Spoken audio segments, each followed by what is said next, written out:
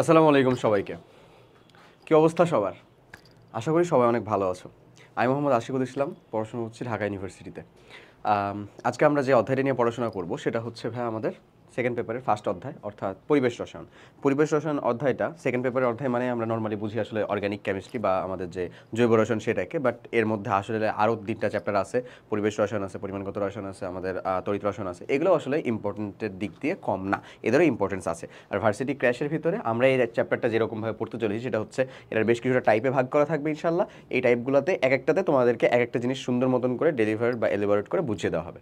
ওকে, তো যাই হোক, এর ভিতরে এই টোটাল চ্যাপ্টারের আউটলাইন আশা করি তোমরা জানো। এখানে আমার গ্যাসের সূত্রসমূহ আছে, আদর্শ গ্যাস, বাস্তব গ্যাস রিলেটেড জিনিসপত্র আছে। প্রথমে আমাদের বায়ুমণ্ডলের পরিচিতি যে পার্টটা আছে সেই পার্টটা নিয়েই আসলে আমরা আজকে পড়াশোনা করব, এবং এই ক্লাস শেষে সম্পূর্ণ এই টোটাল এই ক্লাস শেষে বলতে এই অধ্যায়ের যে লাস্ট ক্লাসে, এই লাস্ট ক্লাসের ভিতরে তুমি ইনশাল্লাহ ফুল যে আমাদের চ্যাপ্টারের ভিতরে যা যা কোয়েশ্চেন আসছে সেই কোয়েশ্চেনগুলোর ভার্সিটিতে রিলেটেড সব কোয়েশ্চেনের সলভ, এলাবোরেশন সহ অ্যাজ ওয়েল অ্যাজ যে সকল কোয়েশ্চেন আসতে পারে তার একটা সুন্দর আইডিয়া পেয়ে যাবা। তো যাই হোক, চলো আমরা আমাদের আজকে টাইপ 1 মানে যেটা আমাদের ফার্স্ট পার্ট, সে ফার্স্ট পার্টটা শুরু করি। এটা হচ্ছে আসলে কোনটা বলো তো ভাই? বায়ুমণ্ডলের পরিচিতি।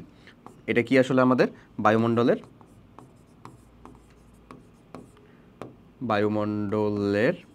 পরিচিতি। এর ভিতরে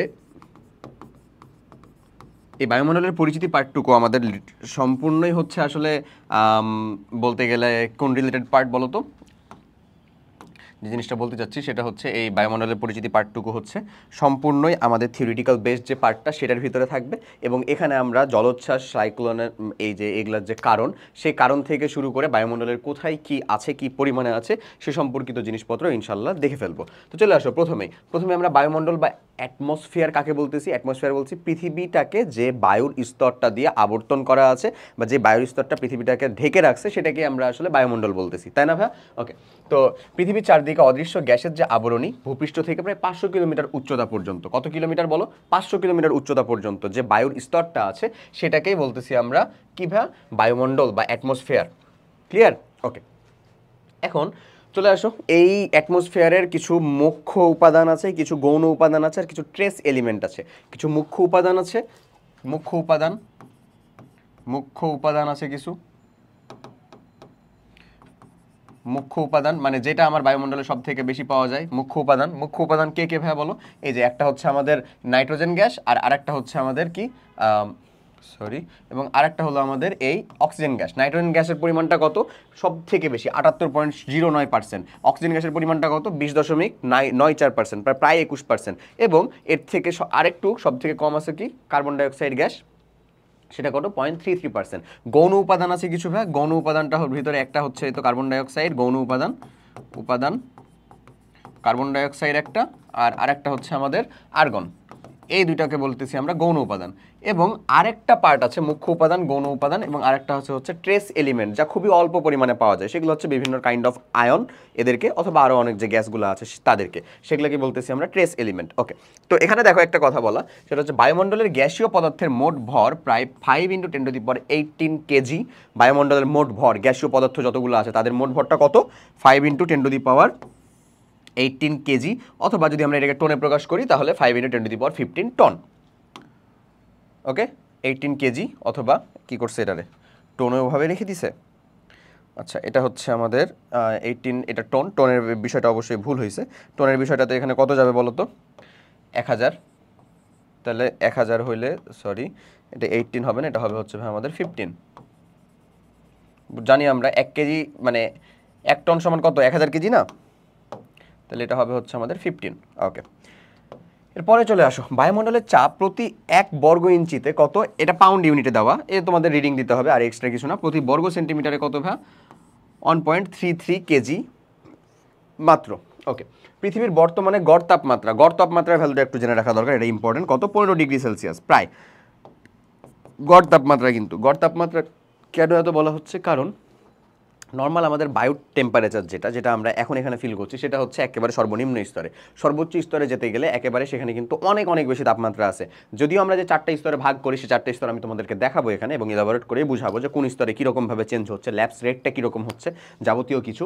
তো এখানে যে জিনিসটা জানা দরকার সেটার কথাই আমি তোমাকে বললাম, সেটা হচ্ছে এই তাপমাত্রাটা কি পরিবর্তিত হয়। আমাদের এখানে ধরো 25, 30, 40 হাইয়েস্ট এতটুকু পর্যন্ত উঠে, কোথাও কোথাও কিন্তু 1200-1300 ডিগ্রি সেলসিয়াস পর্যন্ত আছে। তো টোটালটার গড় তাপমাত্রা যেটা পাওয়া যাচ্ছে সেটা কত? 15 ডিগ্রি সেলসিয়াস। এটা একটু জেনে রাখবা। আচ্ছা, বায়ুমণ্ডলের বৈশিষ্ট্য দেখো, ভূপৃষ্ঠ থেকে উচ্চতা বৃদ্ধির সাথে সাথে বায়ুমণ্ডলের ঘনত্বটা কি হয়? হ্রাস পেতে থাকে। সব থেকে বেশি ভারী যে পার্টটুকু সেটুকুই হচ্ছে এখানে। সব থেকে বেশি মানে সব থেকে বেশি ভারী যে গ্যাসগুলো আছে সেগুলোই হচ্ছে আমাদের সাথে যুক্ত করে রাখছে আমাদের এখানে। আমি যত উপরে উঠতে থাকবো আমার বায়ু প্রেশার তত কমতে থাকবে, তার ঘনত্ব তত কমতে থাকবে। এটাই নিয়ম। ওকে, তো এখানে দেখো বায়ুমণ্ডলের গুরুত্ব অবভিয়াসলি অনেক গুরুত্বপূর্ণ। বিভিন্ন বায়ুমণ্ডলের বিভিন্ন গ্যাস যেমন কার্বন ডাইঅক্সাইড, জলীয় বাষ্প এবং জৈব অজৈব পদার্থের ভাসমান কণাগুলো সূর্যরশ্মির তাপ শোষণ করে বায়ুমণ্ডলকে উত্তপ্ত রাখে। বায়ুমণ্ডলকে যদি এরকমভাবে উত্তপ্ত না রাখতে পারতো তাহলে এটা লিটারেলি ওই যে মানে গেম অফ থ্রোনসের মতন উইন্টার ইজ কামিং বারবার এরকমই হয়ে যেত। হ্যাঁ, মানে কি হইতো আসলে, মানে এটা শীতের প্রভাব বা পরিমাণ এত পরিমাণে বেড়ে যেত যে এটাই আমাদের মৃত্যুর কারণ হয়ে দাঁড়াতো। আমরা এই নাতিশীতোষ্ণ পর্যায়ে বা আমরা আমাদের শরীরটা যতটুকু পরিমাণে এই শীতকে গ্রহণ করতে পারে তার থেকে অনেক বেশি তাপমাত্রা কমে যেত, সেটা আমাদের জন্য যথেষ্ট ক্ষতির সম্মুখীন হইতো। পৃথিবীতে মানুষ ও সমগ্র জীবজগতের বেঁচে থাকার পক্ষে অনুকূল তাপমাত্রা বজায় থাকে। যেমন বর্তমানে পৃথিবীর গড় তাপমাত্রা বললাম 15 ডিগ্রি সেলসিয়াস। যদি বায়ুমণ্ডলে কার্বন ডাইঅক্সাইড জলীয় বাষ্প না থাকতো তবে পৃথিবীর এবং তৎসংলগ্ন বায়ুমণ্ডলের তাপমাত্রা -30 ডিগ্রি সেলসিয়াস হয়ে যেত। কত হয়ে যেত? -30 ডিগ্রি সেলসিয়াস, যা অবশ্যই আমাদের বেঁচে থাকার জন্য অনুকূল তাপমাত্রা না, তখন প্রাণীকুল থাকতো না। ওকে, আচ্ছা, ভাসমান এ কণাগুলো জলীয় বাষ্প ঘনত্ব মানে ঘনীভূত হয়ে বৃষ্টিপাত ঘটায়। এটা আবার ওই যে মনসুন বা বৃষ্টিপাতও ঘটায়। ভাসমান যে জলীয় বাষ্পের কণাগুলো আছে সেগুলো একত্রিত ঘনীভূত হয়ে পুনরায় বৃষ্টি ঘটাতে পারে। বায়ুমণ্ডলে সূর্যরশ্মির ইউভি রশ্মিকে শোষণ করে পৃথিবীর যে প্রাণীকুল তাদেরকে রক্ষা করে। এবং এবং কোন স্তরটা রক্ষা করে আসলে? ওজোন স্তর। সেটা কোথায় আছে? স্ট্র্যাটোস্ফিয়ারে আছে। কোথায় আছে বলো? স্ট্র্যাটোস্ফিয়ারে।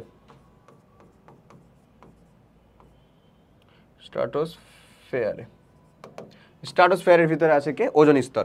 আচ্ছা, সবুজ উদ্ভিদ কার্বন ডাইঅক্সাইড ও পানি থেকে শর্করা এবং অক্সিজেন উৎপন্ন করে। এই অক্সিজেনটা প্রাণীরা গ্রহণ করে, প্রাণীরা কার্বন ডাইঅক্সাইড ত্যাগ করে, সেই কার্বন ডাইঅক্সাইড এবং পানি দিয়ে সবুজ উদ্ভিদরা শর্করা জাতীয় খাদ্য তৈরি করে সালোক সংশ্লেষণ বা সূর্যের আলোর উপস্থিতিতে, যেটা আমাদের জন্য খুবই জরুরি। মাটির ব্যাকটেরিয়া বায়ুর নাইট্রোজেন শোষণ করে তাকে নাইট্রাইট লবণে রূপান্তর করে উদ্ভিদকে যোগান দিয়ে প্রোটিন উৎপাদনে সহায়তা করে। যে ব্যাকটেরিয়াগুলো আছে মাটির ভিতরে সেটা বায়ুমণ্ডল থেকে নাইট্রোজেনকে নিয়েই নাইট্রোজেন ফিক্সেশন করে এবং ওই নাইট্রোজেনকে নিয়েই কী করে ভাই বলো? নাইট্রেট লবণে রূপান্তর করে উদ্ভিদকে যোগান দেয় এবং সেটাই আমাদের প্রোটিন হিসাবে আমরা গ্রহণ করি। আচ্ছা, বায়ুমণ্ডলের অঞ্চলসমূহ। বায়ুমণ্ডলের অঞ্চলকে তার বিস্তৃতির উপর ভিত্তি করে 4 ভাগে ভাগ করা হয়। একটা হচ্ছে ট্রপোস্ফিয়ার, নাম সিরিয়ালাইজ মাথায় রাখবা, ট্রপোস্ফিয়ার, স্ট্র্যাটোস্ফিয়ার, মেসোস্ফিয়ার, থার্মোস্ফিয়ার। ওকে, ট্রপোস্ফিয়ার, স্ট্র্যাটোস্ফিয়ার, মেসোস্ফিয়ার, থার্মোস্ফিয়ার। চলে আসো আমরা এই প্রত্যেকটা অঞ্চল সম্পর্কে একটু ডিটেলসে পড়ে নিই। প্রথমে আসো ট্রপোস্ফিয়ার। আচ্ছা, ট্রপোস্ফিয়ারটা বলা হচ্ছে ভূপৃষ্ঠ থেকে, মানে এই যে পৃথিবীর পৃষ্ঠ যেটা, এই ভূমি থেকে একেবারে 15 কিলোমিটার পর্যন্ত যে উচ্চতা সেটাকে আমরা বলতে হচ্ছে আমাদের ট্রপোস্ফিয়ার অঞ্চল। এখানেই বায়ুমণ্ডলের প্রায় সমস্ত ভর এখানেই পুঞ্জীভূত থাকে এবং সকল ধরনের যে আমাদের গ্যাসের মিশ্রণটা সেটাও আমাদের ট্রপোস্ফিয়ারের মধ্যে উপস্থিত থাকে। এবং এই ট্রপোস্ফিয়ারে এই বায়ুমণ্ডলের ঘনত্বের জন্য আমরা এটার চাপটা, বায়ুর চাপটা কত? 1 অ্যাটমসফিয়ার পেয়ে থাকি বা 760 মিলিমিটার পারদচাপ পেয়ে থাকি। ওকে, দেখো, ভূপৃষ্ঠ থেকে 15 কিলোমিটার উচ্চতা পর্যন্ত বায়ুমণ্ডলের স্তরকে ট্রপোস্ফিয়ার বলে। এই স্তরের বায়ুর চাপ 760 মিলিমিটার পারদচাপ এইচজি থেকে এর উপরের দিকে কমতে থাকে এবং তা 15 কিলোমিটার উচ্চতায় প্রায় 100 মিলিমিটার এইচজি হয়ে যায়। তাহলে বুঝতেছো, আমি যত উপরের দিকে যাব আমার বায়ুর চাপ কমতে থাকবে। কারণ কি? কারণ বায়ুর যে উপাদান সেগুলোর ঘনত্ব আসলে কমতে থাকে। ওকে, এতে তাপমাত্রাও উপর দিকে কমতে থাকে। প্রতি কিলোমিটার উচ্চতায় 7 ডিগ্রি সেলসিয়াস হারে তাপমাত্রা হ্রাস পায়। 12 কিলোমিটার উচ্চতায় তাপমাত্রা হয় -55 ডিগ্রি সেলসিয়াস। আমাদের নর্মাল কত ভ্যাট? 25 degree Celsius.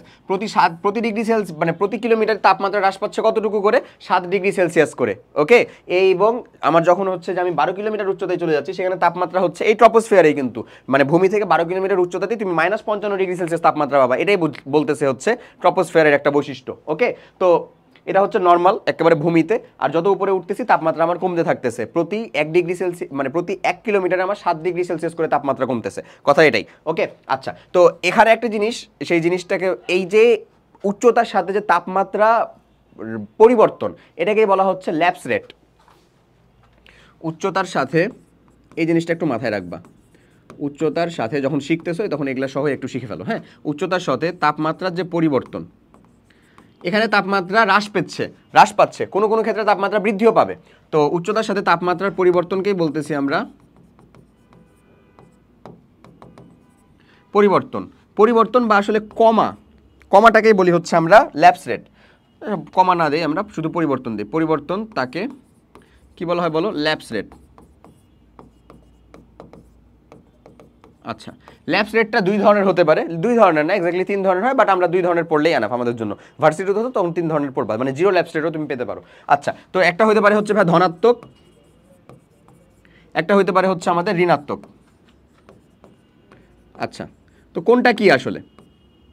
একটা হচ্ছে ধনাত্মক আর একটা হচ্ছে আমাদের ঋণাত্মক ল্যাপস রেটটা। তো ধনাত্মক ল্যাপস রেট যেটা, সেটা বলতে বোঝাচ্ছে আসলে যে যদি উচ্চতার সাথে সাথে তাপমাত্রা কমে যাওয়াটাকেই মেইনলি ল্যাপস রেট বলা হতো, সেজন্যই মানে যেটা কমে যাচ্ছে সেটাকে আমরা ধনাত্মক ল্যাপস রেট বলতেছি। তাহলে উচ্চতার সাথে সাথে যেখানে তাপমাত্রা কমবে, তাপমাত্রা উচ্চতার সাথে কি হইলে কমলে, তাপমাত্রা যদি কমে তাহলে সেটাকে আমরা ধনাত্মক ল্যাপস রেট বলবো। আর তাপমাত্রা যদি আমরা বাড়ে তাহলে সেটাকে আমরা কি বলবো ভাই? ঋণাত্মক ল্যাপস রেট বলবো। শেষ কথা, ক্লিয়ার? ওকে, দেখো এখানে কি বলতেছে, এই ট্রপোস্ফিয়ারে ঝড় ঝঞ্ঝা প্রভৃতি প্রাকৃতিক বিপর্যয় ঘটে। যত ধরনের প্রাকৃতিক বিপর্যয়গুলো সেটা ট্রপোস্ফিয়ারেই ঘটে। প্রায় সব ধরনের বিমান এই অঞ্চলেই চলাচল করে, তাই ট্রপোস্ফিয়ারকে ক্ষুব্ধ মণ্ডলও বলা হয়। মানে এই ক্ষুব্ধ মণ্ডল কেন বলা হয়? কারণ এটা সবসময় আন্দোলিত একটা অবস্থায় থাকে। আচ্ছা, ট্রপোস্ফিয়ার এবং পরবর্তী স্ট্র্যাটোস্ফিয়ারের মধ্যবর্তী বায়ুর পাতলা স্তরে তাপমাত্রার অবস্থান বা বৈপরীত্য ঘটে। এই উভয় অঞ্চলের মধ্যে বায়ুর পাতলা স্তরকে ট্রপোপজ বলে। মাথায় রাখবা, দুইটা স্তরের মাঝখানে পজ থাকে। ট্রপো এবং স্ট্র্যাটোস্ফিয়ারের মধ্যখানে ট্রপোপজ থাকে, স্ট্র্যাটোস্ফিয়ার এবং মেসোস্ফিয়ারের মধ্যে স্ট্র্যাটোপজ থাকে, মেসোস্ফিয়ার এবং আমাদের থার্মোস্ফিয়ারের ভিতরে মেসোপজ থাকে, এমন। আচ্ছা, বায়ুমণ্ডলের ঊর্ধ্ব দিকে তাপমাত্রার পরিবর্তনকে ল্যাপস রেট বলে। মানে বায়ুমণ্ডলের উচ্চতার ক্রিয়ার সাথে সাথে, উচ্চতার বাড়ার সাথে সাথে যখন তাপমাত্রার পরিবর্তন হবে সেটাকে কি বলতেছি? ল্যাপস রেট, যেটা আমি অলরেডি তোমাদেরকে এখানে লিখে দিছি। ট্রপোস্ফিয়ারের তাপমাত্রা ক্রমশ যে হ্রাস পাচ্ছে সেটাই হচ্ছে স্বাভাবিক ল্যাপস রেট। তো এই হ্রাস পাওয়ার ঘটনাটাকেই বলা হচ্ছে কি? Positive lapse rate. যদি কখনো তাপমাত্রা বৃদ্ধি পায় উচ্চতা ক্রিয়ার সাথে সাথে, তখন সেটাকে আমরা বলবো কি ভাই? Negative slap rate. আমাদের যেই স্ট্র্যাটোস্ফিয়ার আছে সেখানে আসলে নেগেটিভ স্ল্যাপ রেট দেখা যায়, অর্থাৎ মানে উচ্চতা বৃদ্ধির সাথে সাথে তাপমাত্রাটা কি পায়? বৃদ্ধি পায়। ওকে, দেখো এখানে আমরা দেখি স্ট্র্যাটোস্ফিয়ারটা চলে আসো। আচ্ছা, স্ট্র্যাটোস্ফিয়ারে কি বলতেছে? ট্রপোস্ফিয়ারের পর উপরের দিকে 15 কিলোমিটার থেকে 50 কিলোমিটার, মানে ট্রপোস্ফিয়ার যে 15 কিলোমিটারে, 0 থেকে 15 কিলোমিটার ট্রপোস্ফিয়ার পর্যন্ত গেল, এরপরে 15 থেকে 50 কিলোমিটার পর্যন্ত যে অংশটুকু, সেটুকুকে আমরা বলতেছি কি? স্ট্র্যাটোস্ফিয়ার। আচ্ছা, দ্বিতীয় স্তর বা স্ট্র্যাটোস্ফিয়ার বলে। 35 কিলোমিটার টোটালে বিস্তৃত। কতটুকু? 15 থেকে 50 কতটুকু হয়? 35 কিলোমিটার, মানে টোটালে তার ব্যাপ্তিটা কত? 35 কিলোমিটারের। আচ্ছা, এই স্ট্র্যাটোস্ফিয়ারের তাপমাত্রা -55 ডিগ্রি সেলসিয়াস থেকে ক্রমশ বৃদ্ধি পেয়ে 50 কিলোমিটার উচ্চতাতে 2 ডিগ্রি সেলসিয়াস হয়। তাহলে এখানে আবার উচ্চতা যত আমার বাড়ে স্ট্র্যাটোস্ফিয়ারের অঞ্চলটাতে, আমার তাপমাত্রা তত কি হয় বলো? বৃদ্ধি পায়। তাহলে যদি এটার তাপমাত্রা হ্রাস পেত তাহলে সেটাকে আমরা স্বাভাবিক ল্যাপস রেট বা আমার ধনাত্মক ল্যাপস রেট বলতাম। আর তাপমাত্রা বৃদ্ধি পাওয়ার যে ঘটনাটা, সেটাকে আমরা কি বলবো? নেগেটিভ ল্যাপস রেট বলবো। ওকে, নেগেটিভ ল্যাপস রেট বলবো। তাহলে এই যে দেখো কি বলে, স্ট্র্যাটোস্ফিয়ারের উচ্চতা বৃদ্ধির সাথে সাথে তাপমাত্রার ক্রমবৃদ্ধিকে নেগেটিভ ল্যাপস রেট বলে। কিন্তু গ্যাসের ঘনত্ব এবং চাপ ও ট্রপোস্ফিয়ারের মতো উপরের দিকে একইভাবে কমতে থাকে। বাট গ্যাসের ঘনত্ব এবং যে চাপটা সেটা যে বাড়বে বা হবে, চেঞ্জ হবে, এমন কিন্তু না। যত উপরের দিকে যাবো এটা কমতেই থাকবে, তাপমাত্রাটা কোথাও বাড়ে কোথাও কমে। আচ্ছা, ফলে চাপ 10 মিলিমিটার এইচজি থেকে 1 মিলিমিটার এইচজি হয়ে যায়। 1 মিলিমিটার মার্কারি চাপ হয়ে যায়। আমার নর্মাল মার্কারি চাপ কত বলো তো ভাই? 760 মিলিমিটার পারদ চাপ। এটা তো আমার নর্মাল, তাই না? এটা হচ্ছে আমার নর্মাল 1 অ্যাটমসফিয়ার। 1 অ্যাটমসফিয়ার সমান এত, ইকুয়ালস টু 1 বার। যত বার তত মানে, আর যত মিলিমিটার এইচজি তত টর, ইকুয়ালস টু 760 টর টরিশেলি। ঠিক আছে? আচ্ছা, এরপরে চলে আসো স্ট্র্যাটোস্ফিয়ার অঞ্চলে ঝড় বৃষ্টি না থাকায় স্ট্র্যাটোস্ফিয়ার অঞ্চলকে শান্ত মণ্ডলও বলে। ওকে, স্ট্র্যাটোস্ফিয়ার আবহাওয়া শুষ্ক এবং শান্ত থাকায় এই অঞ্চল দিয়ে জেট বিমান চলাচল করে থাকে। সকল ধরনের যে আমাদের ডোমেস্টিক এবং ইন্টারন্যাশনাল বিমানগুলো, সেগুলো চলাচল করে হচ্ছে ট্রপোস্ফিয়ারে, সেজন্য তাকে ক্ষুব্ধ মণ্ডল বলে। কিন্তু এই যে মাঝে মধ্যে দেখো না যে হেলিকপ্টার যেতে পারছে না, কারণ কি? কারণ হচ্ছে বাতাসে মানে আকাশের ভিতরে বজ্রপাত হচ্ছে, অথবা আকাশের অবস্থা মেঘলা ভালো না, এটার জন্য। তো জেট বিমান যারা, তারা কিন্তু আবার এই ট্রপোস্ফিয়ার অঞ্চলে চলাচল করে না, তারা কি স্ট্র্যাটোস্ফিয়ার অঞ্চলে চলাচল করে। বাট সকল ধরনের মানে হেলিকপ্টার বা আদার্স যে বিমানগুলো আছে, ডোমেস্টিক হোক বা আমাদের ইন্টারন্যাশনাল বিমান হোক, সেগুলো কোন দিক দিয়ে চলাচল করে? আবার ট্রপোমণ্ডল দিয়ে চলাচল করে, বাট স্ট্রাটোস্ফিয়ার দিয়ে কে চলাচল করে? শুধুমাত্র জেট বিমান আচ্ছা চলাচল করে থাকে। সাধারণ বিমানসমূহ আকাশে 40,000 ফিট থেকে 42,000 ফিট বা 12 কিলোমিটার থেকে 18 কিলোমিটার উচ্চতায় চলাচল করে সাধারণ বিমানসমূহ। সেটা কোন অঞ্চলে? ট্রপোস্ফিয়ারে বা ট্রপোমণ্ডলে। স্ট্রাটোস্ফিয়ারে সূর্যের আলোর মধ্যস্থ ক্ষতিকর যে ইউভি রশ্মি শোষণকারী, সেই শোষণকারী ওজোন স্তর আছে, সেটা কত? 3 থেকে 5 মিলিমিটার পুরু ওজোন স্তর আছে। এই ওজোন থেকে অক্সিজেন সৃষ্টি হয়। ওজোন ইউভি রশ্মি দ্বারা শোষণের ফলে এই স্তরের তাপমাত্রা বৃদ্ধি ঘটে এবং ওজোনের স্তর ছাতার মতো পৃথিবীকে আমার আচ্ছাদন করে রাখে। এই 3 থেকে 5 মিলিমিটার পুরু ওজোন স্তর আছে।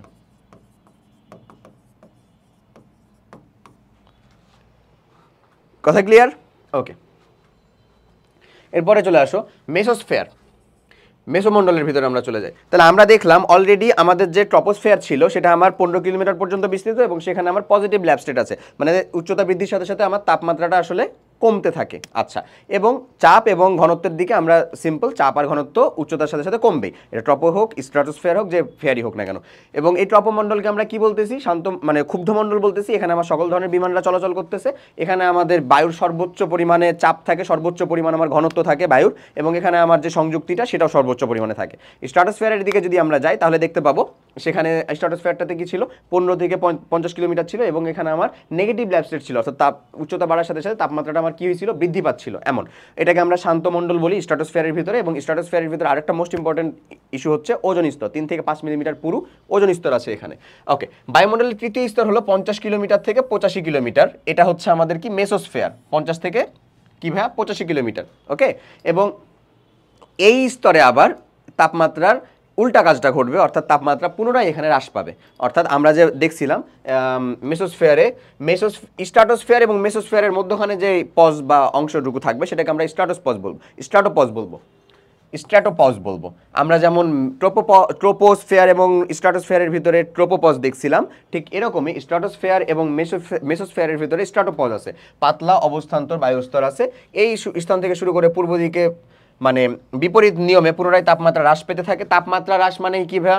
Positive lapse rate. আচ্ছা, 83 কিলোমিটার উচ্চতায় প্রায় -90 ডিগ্রি সেলসিয়াস বা 180 কেলভিন থাকে এবং তাপমাত্রা বায়ুমণ্ডলের শীতলতম অবস্থায় গিয়ে পৌঁছে। মেসোস্ফিয়ারে তাপমাত্রা হ্রাসের কারণ হলো ইউভির অঞ্চল শোষণকারী অক্সিজেন এবং অন্যান্য রাসায়নিক পদার্থের অনুপস্থিতি।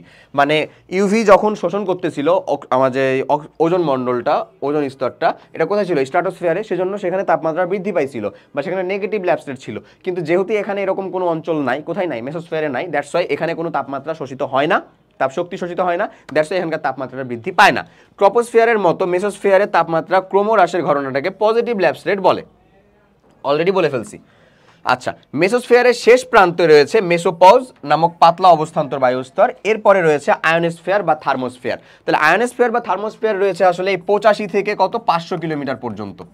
এটাই সব থেকে বেশি বিস্তৃত এবং এখানেও পুনরায় এর আগের মতন এক্স্যাক্ট কাজটা উল্টো ঘটে। উল্টো ঘটে বলতে কি? ট্রপোস্ফিয়ারে যেমন আমরা দেখলাম আমাদের পজিটিভ ল্যাব স্টেট ছিল, মেসোস্ফিয়ারে যখন ট্রপোস্ফিয়ারের পরে যখন আমরা স্ট্রাটোস্ফিয়ার দেখলাম সেখানে আমার কি? নেগেটিভ ল্যাব স্টেট ছিল, অর্থাৎ তাপমাত্রা সেখানে কি? বৃদ্ধি পাচ্ছিল।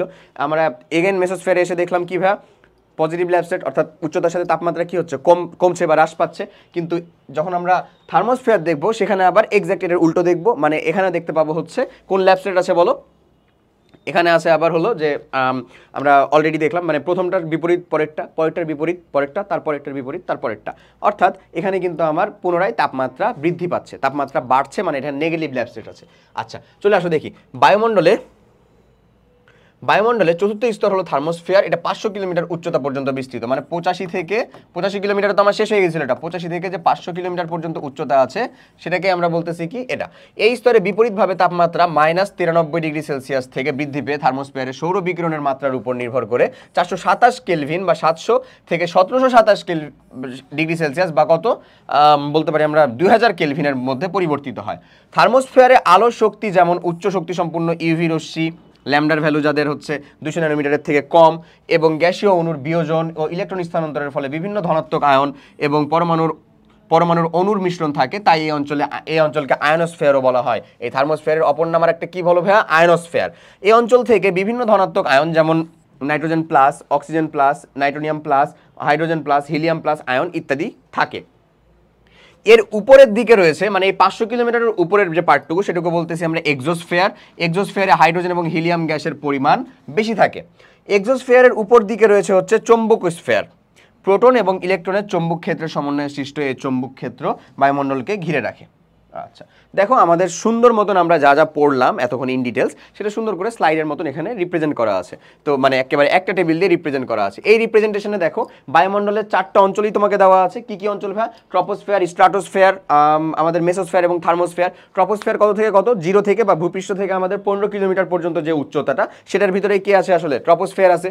ওকে, এখানে আমার চাপের ভ্যালুটা কত হয়? 760 মিলিমিটার এইচজি আমরা পাই। সেখান থেকে পুনরায় সেটা কমতে কমতে 100 মিলিমিটার এইচজিতে যায়, কারণ এটা যত উপরে উঠবো কমতে থাকবে লিটারেলি, এর যে 0-র কাছাকাছি চলে যাবে। আচ্ছা তাপমাত্রার ভ্যালু আমরা এখানে পজিটিভ ল্যাপস রেট পাই। কি পাই? পজিটিভ ল্যাপস রেট পাই। ওকে, এটাতে কি পাবো ভাই? নেগেটিভ ল্যাপস রেট পাবো, মানে বৃদ্ধি হবে। তাপমাত্রা কি হবে ভাই বলো? বৃদ্ধি, টি বৃদ্ধি টি। আর এটা হচ্ছে হ্রাস টি, তাপমাত্রা কমে যায়। আবার এখানে হচ্ছে ভাই কি? পজিটিভ বা হচ্ছে হ্রাস টি, তাপমাত্রা কমে যায়। হ্যাঁ, আর এটা হচ্ছে আমার কি? বৃদ্ধি টি, তাপমাত্রা বেড়ে যায়। আচ্ছা এখানে বলতেছি কি এমন, এখানে দেখো এত বলা আছে এটাকে হোমোস্ফিয়ারও বলা হচ্ছে। আচ্ছা হোয়াট ইজ দিস হোমোস্ফিয়ার? মিশ্রণের উপাদানের সংযুক্তির উপর নির্ভর করে মানে আমার টোটাল যে অঞ্চল আছে সেই অঞ্চলটাকে আবার 2 ভাগে ভাগ করা হয়। একটা হচ্ছে ভাইয়া হোমোস্ফিয়ার আর একটা হচ্ছে আমার হেটারোস্ফিয়ার। হোমোস্ফিয়ার মানে হচ্ছে যে আমাদের যে মিশ্রণটা, দেখো এই মিশ্রণের সংযুক্তি কি? নাইট্রোজেন আছে, অক্সিজেন আছে এত % করে। তো এই যে অঞ্চল জুড়ে এই মিশ্রণটা কম বেশ এই প্রকৃতিরই, অর্থাৎ এই মিশ্রণটার এতটুকুই আছে, মানে আমি যেখানেই সন্ধান করি না কেন এতটুকু উচ্চতার ভিতরে নাইট্রোজেন আমার এত % আছে, অক্সিজেন এত % আছে, মানে এই যে সমসত্বভাবে আছে যতটুকু, মানে সমানভাবে বিস্তৃত আছে যতটুকু অঞ্চল জুড়ে, সেই অঞ্চলটুকুকে আমরা বলতেছি হচ্ছে হোমোস্ফিয়ার। এবং যখন থেকে দেখা যাচ্ছে যে না আর সমান পাচ্ছি না, কোথাও এখানে এতটুকু পরিমাণে আছে, কোথাও এখানে এতটুকু পরিমাণে আছে, দুটার পরিমাণটা হচ্ছে ভিন্ন ভিন্ন জায়গায় পাওয়া যাচ্ছে, সেটাকে বলতেছি আমরা হেটারোস্ফিয়ার। আচ্ছা তো এই হোমোস্ফিয়ার বা মুখ্য উপাদান দেখো নাইট্রোজেন আর অক্সিজেন, এটা আমরা অলরেডি জেনে গেছি। স্ট্রাটোস্ফিয়ারের ভিতরে যেটা গুরুত্বপূর্ণ তথ্য জানা লাগবে সেটা হচ্ছে এখানে পজিটিভ ল্যাপস রেট হচ্ছে না নেগেটিভ ল্যাপস রেট হচ্ছে সেটা। এখানে নেগেটিভ ল্যাপস রেট হয় হচ্ছে তাপমাত্রাটা বৃদ্ধি পায় আমাদের। হ্যাঁ, তাপমাত্রাটা চাপ কমতে থাকে, তাপমাত্রা বৃদ্ধি পায়, দ্যাটস ওয়াই এটা আমাদের নেগেটিভ ল্যাপস রেট হচ্ছে। এবং এখানকার উপাদানের ভিতরে মোস্ট ইম্পর্টেন্ট যেটা সেটা হচ্ছে আসলে ওজন। কীভাবে বলো? এই যে ওজন এবং এই ওজন স্তরটা আসলে কত? 3 থেকে 5 মিলিমিটার যে এই পুরু ওজন স্তরটা থাকে, এবং এই পুরু ওজন স্তরটা ইউভিটাকে শোষণ করে, দ্যাটস ওয়াই তাপ শোষণ করার কারণে তাপমাত্রাটা বৃদ্ধি পায় এমন। ওকে, এরপরে আসো মেসোস্ফিয়ারের ভিতরে যেটা ঘটে সেটা হচ্ছে লেফট রেটটা এক্সাক্ট উল্টা ঘটে এবার, মানে এগেন এখানে পজিটিভ লেফট রেট তাপমাত্রা হ্রাস পায়, কারণ এখানে আমার কোনো ওজন স্তর নাই, তো চাপ কমতে থাকে, সিম্পল, ক্রমশ হ্রাস পেয়ে এত ডিগ্রি সেলসিয়াস হয়। এখানে স্বল্প পরিমাণে আরও 12টি গ্যাস থাকে এমন। থার্মোস্ফিয়ার লাস্ট অফ অন সেটা হচ্ছে আমার 85 থেকে 500 কিলোমিটার, এখানেও চাপ কমতে থাকে, তাপমাত্রা এখানে বৃদ্ধি পেতে থাকে, এবং এখানেই থাকে হচ্ছে হেটারোস্ফিয়ার। এই চাপ এই প্রথম যে পার্টটুকু এই তিনটাই হচ্ছে আমার হোমোস্ফিয়ারের ভিতরে অন্তর্ভুক্ত। এই তিনটা আমার কি ভাই? হোমোস্ফিয়ারের ভিতরে অন্তর্ভুক্ত। এবং 4 নাম্বার যে এই যে থার্মোস্ফিয়ার, এখান থেকে আসলে হেটারোস্ফিয়ারটা শুরু। দেখো এই স্লাইডের ভিতরে তোমাকে হোমোস্ফিয়ার আর হেটারোস্ফিয়ার সম্পর্কে খুব অল্প পরিমাণে বলা আছে। আচ্ছা, সংযুক্তিগতভাবে বায়ুমণ্ডলকে হোমোস্ফিয়ার এবং হেটারোস্ফিয়ার এই 2 প্রধান ভাগে ভাগ করা হয়। তাপমাত্রা ভিত্তিক ট্রপোস্ফিয়ার, স্ট্রাটোস্ফিয়ার এবং মেসোস্ফিয়ার এই তিনটি হচ্ছে হোমোস্ফিয়ার। এই তিনজনের ভিতরে আমরা এই সমসত্ব ধরনের কি পাই? সংযুক্তিটা পাই। বাট যেখানে আমরা এই সমসত্ব সংযুক্তিটা পাই না সেটাকেই বলা শুরু করি হচ্ছে আসলে কি? হেটারোস্ফিয়ার। দেখো হেটারোস্ফিয়ারে রয়েছে থার্মোস্ফিয়ার এবং এক্সোস্ফিয়ার। থার্মোস্ফিয়ার তারপরেরটা এক্সোস্ফিয়ার। হোমোস্ফিয়ারের কথা, ভূপৃষ্ঠ থেকে 85 কিলোমিটার পর্যন্ত উচ্চতা পর্যন্ত হোমোস্ফিয়ার বিস্তৃত। এই অঞ্চলে পরিমণ্ডলের গ্যাসীয় সংযুক্তি সমসত্বীয়ভাবে, এখানে কি শব্দটা উল্লেখ করা আছে বলো ভাইয়া? সমসত্বীয়ভাবে, মোটামুটি সমসত্বীয়ভাবে স্থির থাকে। ওকে, যেমন 78% নাইট্রোজেন, 21% অক্সিজেন, 1% আর্গন সহ অন্যান্য গ্যাস। আচ্ছা, হেটারোস্ফিয়ারকে দেখো হোমোস্ফিয়ারের উপরে অর্থাৎ 85 কিলোমিটারের পরে যে বায়ুমণ্ডলের উপাদানগুলো সেটা সমসত্বভাবে আয়ন এবং অণুর অবস্থান পাওয়া যায় না, দ্যাটস ওয়াই আমরা সেই মিশ্রণটাকে কি বলতেছি? হেটারোস্ফিয়ার। তাপীয় পরিবহনের ক্ষেত্রে এখানে কোনো প্রকার তাপীয় পরিবহন ঘটে না, তাই ভরভিত্তিক ভারী গ্যাস কণাসমূহ যেমন অক্সিজেন, নাইট্রোজেন, তারপরে হচ্ছে এই অক্সিজেন পরমাণু দিয়ে উপরের স্তর, এরপর হিলিয়াম পরমাণু এবং সবচেয়ে উপরের স্তরের ভিতরে মুক্ত হাইড্রোজেন পরমাণু থাকে, মানে যেটা ভর বেশি যেই সকল আমার গ্যাসগুলো সেগুলো নিচের দিকে থাকে, সেটাই আমরা পাই নাইট্রোজেন, অক্সিজেন। এটা এই যেটা আমার হোমোস্ফিয়ারের ভিতরে বা ট্রপোস্ফিয়ারের ভিতরে এদেরকে আমরা পাই, এবং বাদবাকি যত উপরের দিকে যাব তত হালকা টাইপের যে গ্যাসগুলো আছে তারা সেখানে অবস্থান করছে। ওকে, হেটারোস্ফিয়ারের মধ্যস্থ নিচের অংশ ভরভিত্তিক আয়ন যেমন অক্সিজেন মানে O প্লাস অক্সিজেন পরমাণু plus, নাইট্রোনিয়াম ion, oxygen O2 ion, N2 plus ion ইত্যাদি মুক্ত ইলেকট্রনের মিশ্রণ দ্বারা আয়নোস্ফিয়ার গঠিত। আয়নোস্ফিয়ারে আয়নের পরিমাণটাই বেশি থাকবে, স্বাভাবিক। সাধারণত পৃথিবী পৃষ্ঠ থেকে 20 থেকে 40 কিলোমিটার উপরে ওজোন স্তর অবস্থান করে। এই স্তরে ইউভি রশ্মির শোষণকারী মানে অতুলনীয় গুরুত্ব ওজোন গ্যাসের রয়েছে, কিন্তু ভূপৃষ্ঠ থেকে কম উচ্চতায় ট্রপোস্ফিয়ার ওজোন এবং বায়ু দূষকের গ্রিন হাউস গ্যাসের কাজ হ্রাস করে। বিষয়টা এরকম। ওকে, আচ্ছা, তো এই ছিল হচ্ছে আমাদের বায়ুমণ্ডল সম্পর্কিত যে একটা জিস্ট পরিচিতি, সেটা। বায়ুমণ্ডলের স্তরগুলো তুমি পড়লা, কত মানে কিসের উপর ভিত্তি করে কত কত ভাগে ভাগ করা হয়, একবার 4 ভাগে, একবার 2 ভাগে, এগুলা সম্পর্কে পড়লা। এবার চলে আসো আমরা একটু দেখি যে ঘূর্ণিঝড় এবং সমুদ্রপৃষ্ঠে জলোচ্ছ্বাস সৃষ্টির বিভিন্ন নিয়ামকের প্রভাব। মানে অবভিয়াসলি যেগুলো যে সৃষ্টি হচ্ছে এটার উপর প্রকৃতির বলো, নেচার যেমন এটাকে আমাকে প্রিভেন্ট করতে হেল্প করে, নেচার তেমন এটাকে আবার ইনভাইটও করে। অর্থাৎ ন্যাচারাল বিভিন্ন ক্যালামিটিস যেটার জন্য আবার মানুষ দায়ী বা মানব সৃষ্ট অনেক কিছু দায়ী, সেগুলোর জন্যই পরবর্তীতে নেচার বাধ্য হয়ে এরকম কিছু একটা মানে সংগঠিত করতে বাধ্য হয়, অ্যাজ ওয়েল অ্যাজ সেটা আবার নেচারের প্রতি ভালোবাসা থাকলে সেটা আবার সে প্রিভেন্টও করতে পারে। তো চলে আসো আমরা একটু দেখি যে কিসের উপর ডিপেন্ড করে। ঘূর্ণিঝড় এবং সমুদ্র জলোচ্ছ্বাস সৃষ্টিতে বায়ুমণ্ডলের তাপমাত্রা, মোস্ট ইম্পর্টেন্ট, চাপ, বায়ুর ঘনত্ব, সামুদ্রিক জলীয় বাষ্পের অবস্থা পরিবর্তনের প্রভাব রয়েছে। এগুলো যদি পরিবর্তিত হয় তাহলে জলোচ্ছ্বাস হওয়া না হওয়ার সম্ভাবনা বাড়া কমা করে। আচ্ছা, সমুদ্রপৃষ্ঠে ঘূর্ণিঝড়কে সাইক্লোন, হ্যারিকেন অথবা টাইফুন বলে। স্থলভাগে সৃষ্টি ঘূর্ণিঝড়কে আমরা বলি হচ্ছে টর্নেডো বা কালবৈশাখী ঝড় নামে পরিচিত। যেটা ঘূর্ণিঝড় সেটাকে আমরা কালবৈশাখী বলি, বিশেষ করে এই যে আমাদের যে এশিয়ান যে অঞ্চলটা, বাংলা ভাষা যেখানে বেশি ব্যবহৃত হয় সেটাকে আমরা কালবৈশাখী হিসেবে চিনি, অ্যাজ ওয়েল অ্যাজ সেটার নামটা কি টর্নেডো। ওকে, আর সমুদ্রপৃষ্ঠ হলে সেটাকে সাইক্লোন, হ্যারিকেন অথবা আমরা বলতে পারি টাইফুন। সামুদ্রিক ঘূর্ণিঝড়ের ফলে সামুদ্রিক উপকূলে মারাত্মক জলোচ্ছ্বাসের সৃষ্টি হয়ে থাকে। জলোচ্ছ্বাসটা কি? জলোচ্ছ্বাসটা হচ্ছে ঘূর্ণিঝড় প্লাস মানে জলের রাশিমালার সেখানে সম্পৃক্ততা রয়েছে, এমন টাইপটাকে বলি আমরা আসলে জলোচ্ছ্বাস। আচ্ছা, ঘূর্ণিঝড় সৃষ্টির কারণ, সাইক্লোন সৃষ্টির মূল 2টি কারণ হলো, সাইক্লোন সৃষ্টি হওয়ার 2টা মূল কারণ আছে। তার ভিতরে একটা হলো ভাইয়া গভীর সমুদ্রে পানির উচ্চতা ও তাপমাত্রা, পানির উচ্চতা এবং তাপমাত্রা, এবং সমুদ্রের বায়ুমণ্ডলের নিম্নচাপ। জলোচ্ছ্বাস সৃষ্টি হওয়ার একটা সিম্পল কারণ আমি তোমাকে একটু ব্যাখ্যা করে দিই। ধরে নাও এই বিশাল এরিয়া জুড়ে এটা হচ্ছে তোমার সমুদ্র, হ্যাঁ, দূর দূরান্ত পর্যন্ত দেখা যাচ্ছে না এরকম, দূর দূরান্ত পর্যন্ত দেখা যাচ্ছে না এরকম, এই হচ্ছে তোমার সমুদ্র। এই সমুদ্রের প্রায় মানে একেবারে ভরা সমুদ্রের ভিতরে সূর্যের অতিরিক্ত তাপমাত্রার জন্য, ধরে নাও এখানে আমি ধরে নিলাম যে আমাদের একটা এত বড় একটা ক্ষেত্রফল জুড়ে, সেটাকে আমি ধরে নিলাম হচ্ছে 1000 কিলোমিটার স্কোয়ার।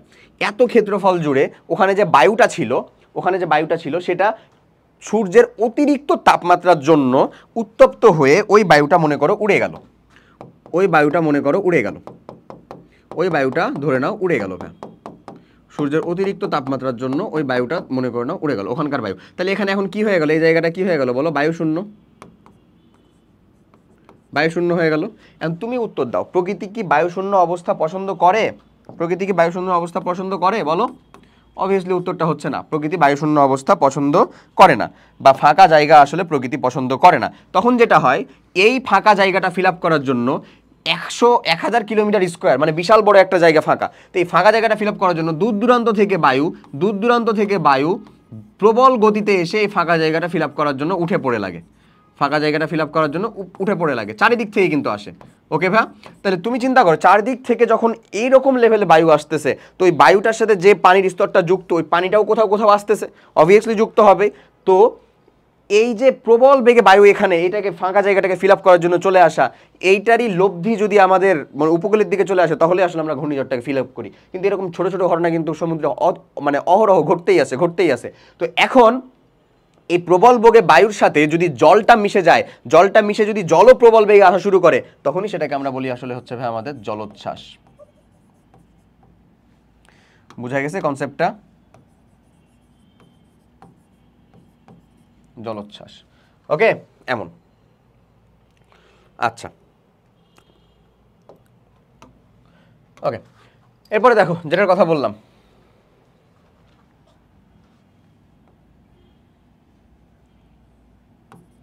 ওকে, এবার চলে আসো। সাধারণত সাইক্লোন তৈরি হতে সাগরের পানির তাপমাত্রা 27 ডিগ্রি সেলসিয়াস এর বেশি হতে হয়। সাগরের পানির তাপমাত্রা 27 ডিগ্রি সেলসিয়াস হইলেই সহজে সেখান থেকে বায়ুটা উঠে যায়। বায়ুটা উড়ে গেলে সেই জায়গার বায়ুটা ফিল আপ করার জন্য কি আসে? আশপাশের বায়ুগুলা দৌড় দিয়ে আসে একেবারে। সময় এবং অঞ্চল হিসাবে গ্রীষ্মকালের শেষে এবং বিষুব রেখা নিরক্ষীয় রেখার উপর উত্তর দিকে 5 ডিগ্রি থেকে 20 ডিগ্রি উত্তর অক্ষাংশের মধ্যবর্তী সামুদ্রিক অঞ্চলে ঘূর্ণিঝড় সৃষ্টি হয়। এটা একটা তোমাকে ডেটা দিয়ে রাখছে, তুমি এখান থেকে জাস্ট একটা রিডিং নিবা যে ডেটাটা কিরকম টাইপের আছে, বাস শেষ। ওকে, আচ্ছা এখানে দেখো বৃষ্টিপাতের ফলে জলীয় বাষ্প থেকে সুপ্ততাপ বা ল্যাটেন্ট হিট ছেড়ে দেয়। বৃষ্টিপাতের ফলে জলীয় বাষ্প থেকে সুপ্ততাপ বা ল্যাটেন্ট হিটটা ছেড়ে দেয়, তাই বাষ্পীভবনটা বাড়িয়ে দেয়, সহজে বাষ্পীভবন ঘটে। ওকে, আচ্ছা এখন আবার এই সুপ্ততাপের প্রভাবে সমুদ্রের বায়ুমণ্ডলের তাপমাত্রাও বেড়ে যায়, ফলে বিশাল এলাকা জুড়ে বায়ুমণ্ডলের চাপ এবং তাপমাত্রার অস্থিতিশীল অবস্থা সৃষ্টি হয়। অর্থাৎ বায়ুমণ্ডলের চাপ এবং তাপমাত্রা, বায়ুমণ্ডলের চাপ কমে গেলে সেখানে খুব অল্প তাপেই পানি ফুটতে শুরু করে বা পানি বাষ্পীভূত হতে শুরু করে। তখন নিম্নমুখী বায়ুর নিম্নচাপটি কেন্দ্রমুখী হয় এবং চারিদিক থেকে ধেয়ে আসা বায়ু চক্রাকারে আবর্তিত হতে থাকে। এই অবস্থাটি হচ্ছে ঘূর্ণিঝড় বা সাইক্লোন, যে কথাটা আমি তোমাকে মাত্রই আগের স্লাইডে বোঝানোর চেষ্টা করছি। ওকে, সাইক্লোন শব্দটি গ্রিক শব্দ কাইক্লস থেকে উদ্ভূত। এর অর্থ হচ্ছে কয়েল অফ স্নেকস বা সাপের কুণ্ডলী।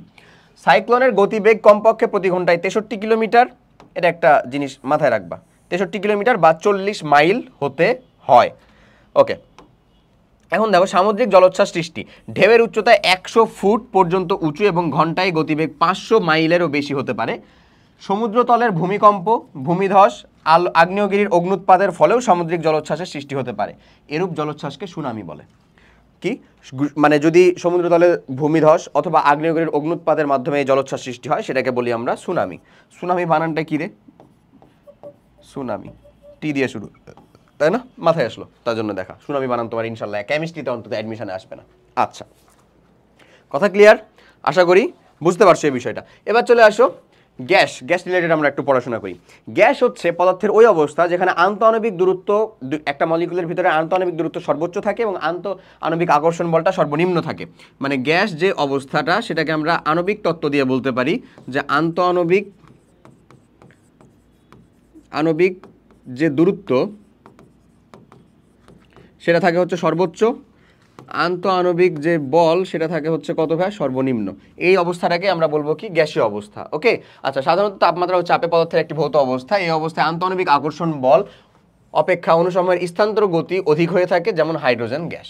আচ্ছা, গ্যাসীয় অবস্থায় পদার্থের উল্লেখযোগ্য কিছু বৈশিষ্ট্য রয়েছে, যেমন আকৃতি ও আয়তন, গ্যাসের ঘনত্ব, চাপে আয়তনের সংকোচন, মানে চাপ প্রয়োগ করলে গ্যাসের আয়তনটা সংকুচিত হয় এরকম, তাপে আয়তনের সম্প্রসারণ, তাপ প্রয়োগ করলে আবার আয়তনটা সম্প্রসারিত হতে পারে, সমসত্ব, মিশ্রণ ক্ষমতা। এই আচ্ছা, এরপরটা দেখো গ্যাসের ভৌত ধর্ম পরিবর্তনশীল রাশিমালা হচ্ছে 4টা। কয়টা? গ্যাসের একটা হচ্ছে তার মোল সংখ্যা বা গ্যাসের পরিমাণ, এটাকেই বলা হয় হচ্ছে তার মোল সংখ্যা। আসলে ভাই মোল সংখ্যা বা তার পরিমাণ। ওকে, তারপরে হচ্ছে তাপমাত্রা, চাপ, আয়তন, এই কিছু জিনিসপত্র। আয়তনে আসো, কোনো পাত্রের যে আয়তনের মধ্যে গ্যাসের অনুসমূহ ইতস্তত ছুটাছুটি করে তাকে ওই গ্যাস দ্বারা দখলকৃত আয়তন বলে। তো গ্যাসের কোনো নির্দিষ্ট আয়তন কি আছে? আসলে সেটাকে তো সংকুচিত বা প্রসারিত করা যায়। তুমি যে পাত্রে রেখে দিবা সেই পাত্রে সেটা আয়তনে চলে যাবে, তাই না? গ্যাসের আয়তন তাপমাত্রা ও চাপের উপর নির্ভরশীল। এই যে বলে দিচ্ছে, আয়তন তাপমাত্রা এবং চাপের উপর নির্ভরশীল। আচ্ছা, গ্যাসের আয়তনকে ভি দ্বারা প্রকাশ করা হয়। 0 ডিগ্রি সেলসিয়াস তাপমাত্রায় 45 ডিগ্রি অক্ষাংশে সমুদ্র সমতলে যে পরিমাণ বায়ুচাপ 760 মিলিমিটার পারদ স্তম্ভের চাপের সমান হয় তাকে আমরা এক বায়ুমণ্ডলীয় চাপ বা এক বায়ুচাপ বলি। এক বায়ুমণ্ডলীয় চাপ বা এক অ্যাটমসফিয়ার। ভাই এই চ্যাপ্টারের ম্যাথগুলো কমপ্লিট করার জন্য আসলে আমাদেরকে এই যে সিজিএস ইউনিট, এমকেএস ইউনিট বা এসআই ইউনিট এর ভিতরে ট্রান্সফরমেশনগুলো কিন্তু খুব ভালো মতন পারতে হবে, বিশেষ করে আয়তনের এবং চাপের বা প্রেশারের। তাহলে এই ম্যাথগুলো করা আমাদের জন্য খুব অল্প সময়ের মধ্যে এবং খুব অল্প ক্যালকুলেশনে আমরা করতে পারবো। তো এই যে দেখো এক অ্যাটমসফিয়ার মানে আসলে কত? 760 মিলিমিটার পারদচাপ, এইচজি। এটা আমি এখানে একটা দেখাই, এক অ্যাটমসফিয়ার মানে হচ্ছে আমাদের এক বার, বারও কিন্তু একটা চাপের একক। এত ইকুয়ালস টু আবার বলা যায় হচ্ছে 760 টর, ইকুয়ালস টু আবার বলা যায় হচ্ছে 1.01325 into 10⁵ newton per metre square অথবা pascal. Newton per metre square অথবা তুমি বলতে পারো হচ্ছে প্যাসকেল। তো এই যেই রিলেটেড জিনিসটা এটাকেই আমরা ভালো করে মাথায় রাখবো, ঠিক আছে? এই যে আমরা যেই টোটাল বক্সটা। আচ্ছা, এখানে দেখো কি বলতেছে, বিজ্ঞানী টরিসেলির নামানুসারে আমরা নিম্নচাপের ক্ষেত্রে টর এককটা ব্যবহার করি। 1 টর সমান হচ্ছে কত? 1 মিলিমিটার পারদচাপ। 1 টর সমান 1 মিলিমিটার এইচজি, তাহলে 760 মিলিমিটার এইচজি সমান কত? 760 টর, ঠিকই লিখছি আমরা। ওকে, আবার 1 অ্যাটমসফিয়ার মানে হচ্ছে 1 বার, আবার এই 1 অ্যাটমসফিয়ার মানে হচ্ছে আবার নিউটন পার মিটার স্কয়ার বা প্যাসকেল এককে এত চাপ। ক্লিয়ার? ওকে, পরের পার্টটায় আসো। এসআই ইউনিটে চাপকে নিউটন পার মিটার স্কয়ার বা প্যাসকেল এককে প্রকাশ করা হয়, এই যে এটা। তো আমরা অলরেডি এখানকার অনেক কিছুই আসলে দেখে ফেলছি। দেখো 1 অ্যাটমসফিয়ার চাপ মানে কত? 760 মিলিমিটার। এটা কত মিটারে দেওয়া আছে, তাই 1000 দিয়ে ভাগ করছে। এটা সমান হচ্ছে এইচ রো জি। এইচ রো কত? 13,000, মানে ওই যে পারদের জন্য 13,600, জি 9.8। এই ভ্যালু যদি গুণ করো তাহলে তোমার এখান থেকে চলে আসে হচ্ছে এত। এই কত আসে? এই যে 1 অ্যাটমসফিয়ার সমান 1.0132 ইন্টু 10⁵ বা 101.325 ইন্টু 10⁻³ এত। এটাকেই তুমি বলতে পারো হচ্ছে, এটাকেই তারা বলছে হচ্ছে এত প্যাসকেল, নিউটন পার মিটার স্কয়ারও বলছে অথবা এত কিলো প্যাসকেলও বলছে, একই কথা। আচ্ছা, 1 অ্যাটমসফিয়ার সমান এত প্যাসকেল, অথবা 10⁵ প্যাসকেল, এটা এত কিলো প্যাসকেল বলছে। ওকে, অথবা এখানে 10⁵ প্যাসকেল অথবা 10⁵ নিউটন পার মিটার স্কয়ার অথবা 760 মিলিমিটার এইচজি, একই কথা। 760 মিলিমিটার এইচজি মানে আবার 760 টর। ওকে, তাহলে এখানে দেখো 1 অ্যাটমসফিয়ার সমান বলছে, এই যে লাস্ট লাইনটা 76 সেন্টিমিটার এইচজি যদি সেন্টিমিটার ইউনিটে প্রকাশ করো, অথবা 760 মিলিমিটার এইচজি যদি পারদচাপকেই সেন্টিমিটার মিটার এককে তুমি প্রকাশ করতেছো, এটা আমারই কি এমন কঠিন। 101.325 কিলো প্যাসকেল মানে কি 10⁻³ তো এটাকে এই দশমিকটাকে যদি আরও 2 ঘর আগে নিয়ে চলে আসে 10⁵ হয়ে যায়, যেটা আমি দেখালাম একটু আগে, বা এত প্যাসকেল অথবা 760 টর অথবা 1 বার। তাহলে 1 অ্যাটমসফিয়ার আর 1 বার কি দুইটা একই, সেম জিনিস। যত অ্যাটমসফিয়ার ততবারই চাপ বলা যায়।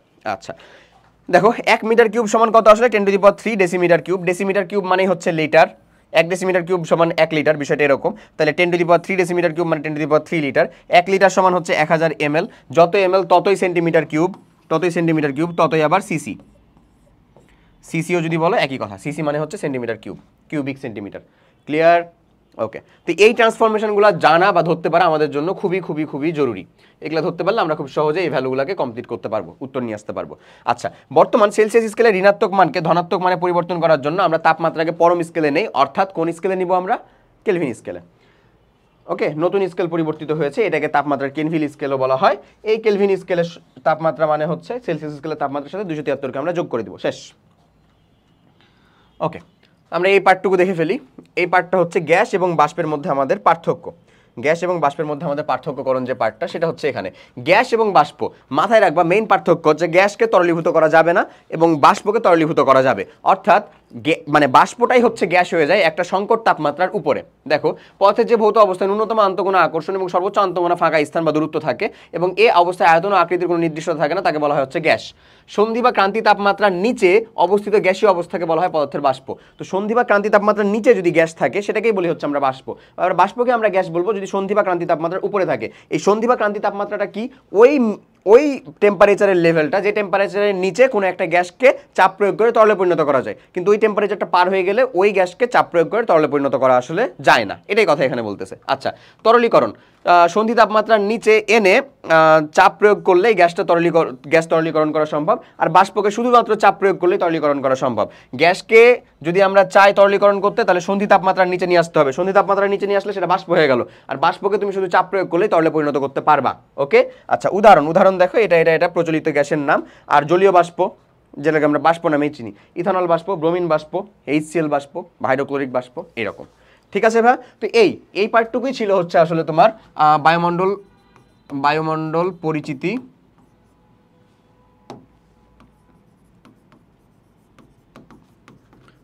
পরিচিতি এবং এর বৃত্তান্ত, ঘূর্ণিঝড় রিলেটেড যা কিছু ছিল আমরা সব কিছু দেখে ফেলছি এর ভিতরে। ঠিক আছে, এই পার্টটুকুই ছিল হচ্ছে এখানে, যেটুকু আলহামদুলিল্লাহ এটা আমাদের খুবই প্রিলিমিনারি পার্টটুকু ছিল, সম্পূর্ণ থিওরি রিলেটেড। ইনশাল্লাহ এর পরের পার্টের ভিতরে আমাদের দেখা হবে গ্যাসের বিভিন্ন সূত্র নিয়ে, চার্লস বয়েলস গেলুসাকের সূত্র, গেলুসাক বা রেনে দুকার্তের সূত্র, ডালটনের আংশিক চাপের সূত্র, গ্রাহামের গ্যাস ব্যাপন সূত্র নিয়ে ইনশাল্লাহ নেক্সট পার্টে দেখা হবে। টিল দেন সবাই ভালো থাকো, সুস্থ থাকো, আল্লাহ হাফেজ, আসসালামু আলাইকুম।